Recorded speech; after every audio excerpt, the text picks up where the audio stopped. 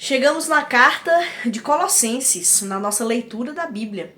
Essa carta é escrita pelo apóstolo Paulo, ali por volta do ano 60, 61 depois de Cristo.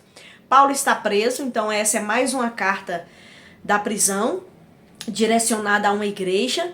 Essa igreja é a igreja de Colossenses, a gente chama assim, né, porque ela está na cidade de Colossos. E é interessante porque essa igreja não foi fundada por Paulo. A maioria das igrejas que a gente vê as cartas paulinas são igrejas que ele fundou. Mas essa, quem fundou foi Epáfras, num trabalho evangelístico, que ele levou a mensagem de Deus para aquela cidade. E Epáfras, ele vai visitar Paulo preso e ele expõe para Paulo as lutas, as dificuldades que aquele povo estava passando, porque eles estavam sofrendo ali com heresias vindas dos judaizantes, dos gnósticos. As igrejas daquela época, de um modo geral, elas sofriam com isso. Essa carta se parece muito com Gálatas também, de certo modo, porque também aquela igreja de Gálatas, a gente já tem um vídeo aqui, ela fica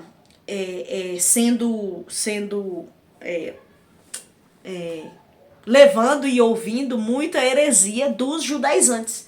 Os judaizantes diziam o seguinte: olha, para você ser salvo, você precisa cumprir a lei. Você tem que não comer carne, certos tipos de carne, você tem que se circuncidar, você tem que cumprir a lei cerimonial de Moisés.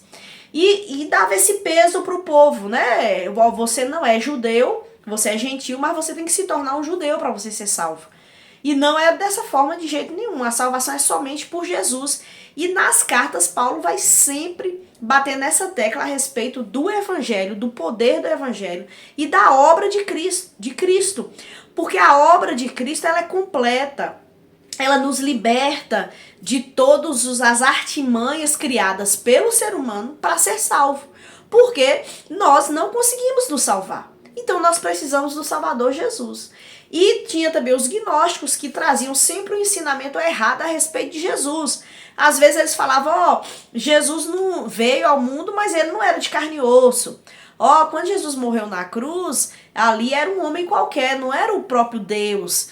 E aí eles colocavam um monte de coisa a respeito de Jesus que era um engano. Então Paulo, ele escreve essa carta para rebater essas heresias que estavam nesta igreja, né? Então, ao primeiro capítulo, nós vamos ver primeiro que Paulo se apresenta, quer dizer, na realidade, Paulo se apresenta, mas ele depois apresenta Jesus como o Messias exaltado. Então, Paulo, na sua escrita, ele tenta passar assim, de uma forma muito clara a respeito de Jesus, que é o Messias, ou seja, o Cristo ungido de Deus para a salvação. E ele aí vai fazer um poema. Antes do poema, ele também vai falar sobre o sofrimento dele na prisão de Paulo, porque Paulo também se utiliza de si para mostrar o seu sofrimento que ele sofre por causa de Cristo e do Evangelho. Então ele também, como exemplo de sofrer as perseguições por causa do Evangelho, e que cabe a nós também uma dose de sofrimento. E quando eu falo de sofrimento assim, eu só lembro dos morávios, que foi um povo que, você pode até procurar aí na internet, eles foram missionários, e o lema deles era que o cordeiro receba o sofrimento, o meu sofrimento. Os morávios entendiam que eles tinham que sofrer uma parte também, e isso era para a glória de Deus, mas esse sofrimento não era por atitudes erradas que a pessoa fazia, mas era por conta dessa entrega, dessa proclamação do evangelho, vinha o sofrimento, como todo cristão acaba acontecendo, né? Aí, o capítulo 2, ele vai abordar essas pressões que os colossenses estão enfrentando, e ele vai falar sobre Cristo, e que Cristo, ele é exaltado sobremaneira. E há um texto muito belo que Paulo escreve aqui, que é um poema mostrando essa singularidade de Cristo. Cristo é o unigênito de toda a criação, ele é as primícias da criação, e ele vai apresentar que esse Cristo, ele é exaltado sobre tudo, sobre todos, e ele se torna o cabeça da igreja. Jesus inaugura a igreja, onde nós, crentes, somos os membros desse corpo, e ele é o cabeça dessa igreja e nós estamos unidos num único propósito, juntos com Cristo, na proclamação do evangelho, mas também vivendo como o evangelho espera que nós vivamos. Ou melhor, a gente também poderia abordar da seguinte forma: nós vamos viver de certo modo respondendo ao que esse evangelho provoca em nós. E aí é onde chega o capítulo 4 e o 3 e o 4, que vai falar sobre isso, né? Ele explora um novo modo de vida que a ressurreição nos oferece. Então veja, a salvação, ela tem desdobramentos. Em Cristo nós fomos salvos dos nossos pecados, perdoados dos nossos pecados, salvos da ira de Deus.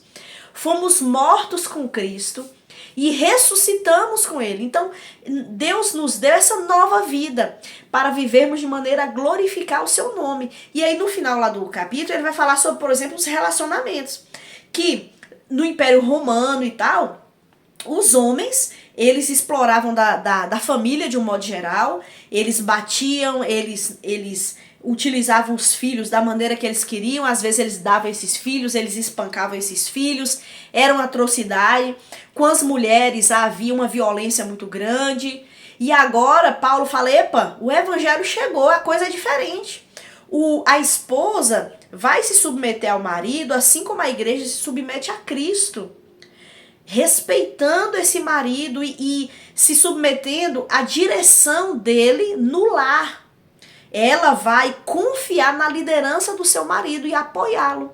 Mas o marido, em contrapartida, vai amar a esposa como Cristo amou a igreja e a si mesmo se entregou. Ou seja, um casamento onde o esposo, ele ama a sua esposa de maneira sacrificial. Ele se compromete em cuidar dela como a parte mais frágil do casamento. E eles vão cuidar dos filhos em amor para a glória de Deus. E aí ele vai falar, olha, os servos também, eles devem se submeter à autoridade dos seus senhores, mas os seus senhores não devem explorar desses servos, porque nós agora, a nossa dinâmica é em amor. E isso é muito interessante, porque quem lê essa carta lá para os Colossenses é Tíquico. E ele vai para essa cidade, lê essa carta, e ele está acompanhado de Onésimo. Onésimo é um escravo fujão, que fugiu do seu senhor, que é Filemon, e eles estão lá, porque é nessa cidade.